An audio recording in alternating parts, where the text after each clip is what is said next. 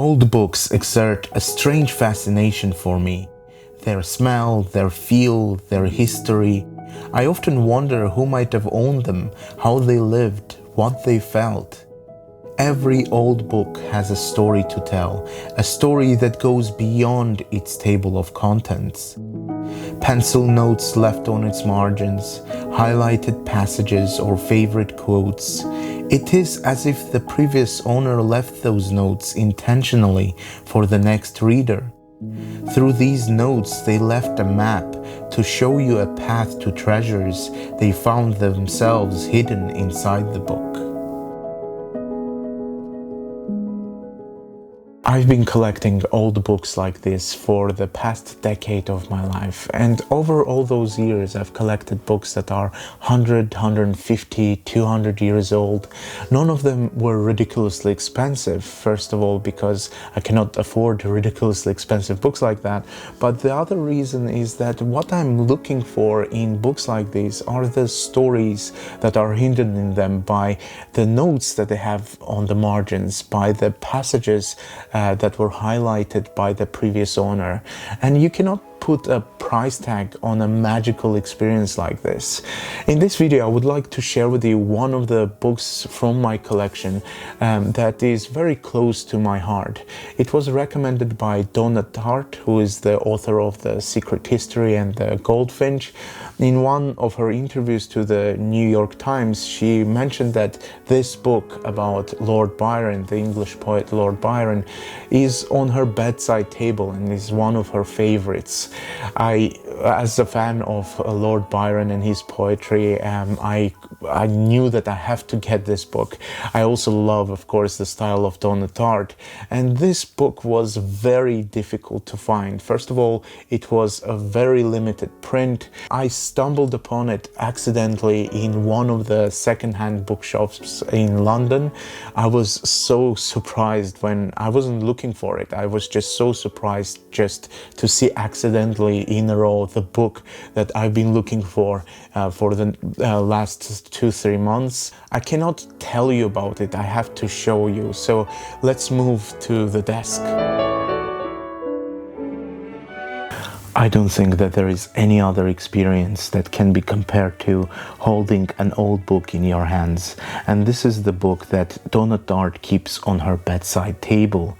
It is about the English poet Byron, who went to Greece to fight for Greek liberation against Turks. Unfortunately, this journey proved to be his last. He died there of a fever. If we open the book, we can see the map of Greece. This is where the Western civilization was born, and we know many places here from ancient Greek myths or from ancient battles that changed the course of Western history.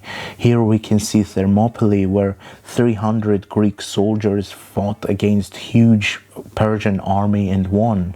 A bit further is Athens, where ancient Greek philosophers came up with their ideas, and here we can see city of Missolonghi. That's where Byron died. That's where he spent his last hours. But the secret that I was talking about is hidden not here, but on the next page. If we turn the page, we can just see handwriting of the previous owner. And I just want to ask you just to pause and imagine what kind of feelings and emotions I had when I first saw this, when I picked up this book from the shelf in a second-hand bookshop in London. I just was stunned. I was like, I didn't know. I was filled up with so many emotions. Here we can see the name of the previous owner. Her name was Florence Taylor. She wrote this or bought this book on April 16th, 1924, almost 100 years ago. She wrote her favorite verses by Byron and other poets right here, and on the left side we can see that she wrote verses written by Byron on the flyleaf of his Bible. It is just so inspirational how much she loved this poet and how much she wrote here. If you think Byron died in 1824, exactly 100 years later, Florence Taylor bought this book. And I'm guessing that she had the same feeling as I'm having right now holding this book. It is as if Florence Taylor was having a conversation with Byron the same way I'm having a conversation with her. I've bookmarked some of the highlighted passages by her, and I would like to read it out, one of them. And this is where Harold Nicholson, the author of this book, describes Byron. He says, his brain was male, his character was feminine. He had genius, but it was misunderstood and misdirected. He had beauty, but it was branded by deformity. He had rank, but no position. Fortune, but it came too late. Fame, but it blazed for him too early. What a beautiful passage and description of Byron. His brain was male, his character was feminine, or that he had beauty, but it was branded by deformity. It is incredibly beautiful. Deformity is, of course, refers to Byron's short leg. Byron had a short leg and he had a lot of issues about it. I also would like to show another thing that just left me speechless when I first saw it. Right here you can see that she highlighted a book title, Recollections of the Last Days of Shelley and Byron. This is a book that I also added to my reading list, and it is something that I do when I read books. I always highlight references that authors make to other books, and it is like as if I'm having conversation with Florence Taylor through those notes that she has left. A bit further on in some of the next pages, look here, she left notes on the margins. She highlighted names, passages here, and she left some of her thoughts that I have to decipher, maybe by the help of some of you. If you guys can decipher this, I would be very grateful to you. She writes here, see Byron, Life by Maine, Miss Maine. She's finding references in the other books. And on the very last page of this book, she quotes another author, Anatole France, and this quote is about heroism. And Byron died heroically fighting war for Greek liberation. The quote says, there are conflicting ideas regarding the nature of heroism, and they vary with the age, the place, and the people. This was written by Anatole France, a French writer.